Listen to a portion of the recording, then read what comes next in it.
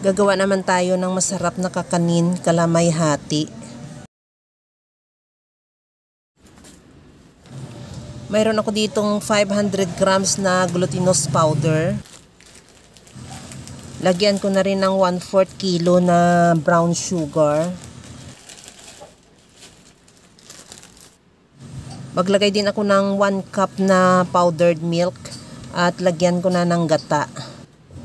Bali 400 ml na tubig ang nalagay ko dyan. Depende yan sa klase ng glutinous powder mo. Pero kung halimbawa medyo tuyo siya o yung paghalo mo, pwede mo naman siya dagdagan ulit ng gata or tubig.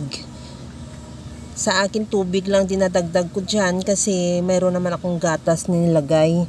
At sa halip na evaporated milk, ginawa kong powdered milk kaya nagdagdag ako ng tubig. At pagkatapos yan, ihalo hanggang sa matunaw yung lahat nating ingredients at the same time yung asukal.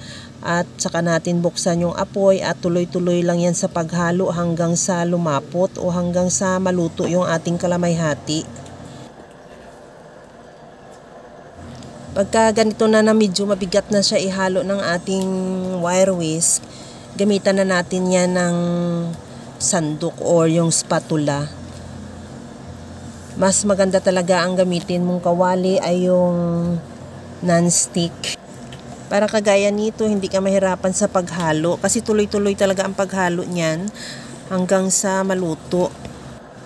Pagka wala ka naman kawali na non-stick, okay naman, pwede ka naman makaluto niyan, pero pagtiyagaan mo lang talaga sa paghalo kasi talagang hindi maiiwasan yung magdikit siya sa kawali.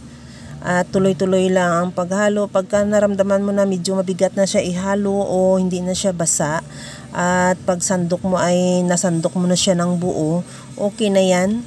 Pwede na natin yan ilagay sa ating lagayan. At palamigin ko muna bago ko yan ilipat. Okay na to. Ilipat ko na lang yan sa aking lagayan. Mayroon ako ditong cup na 5 ounce. Ilipat ko na yan doon. At tapingans ko lang nagtoppings ako ng chocolate chips para medyo maganda naman tingnan. Kagayan, okay na yan. Ready to serve na. Hanggang sa muli mga kalasa. Thank you for watching. Bye-bye!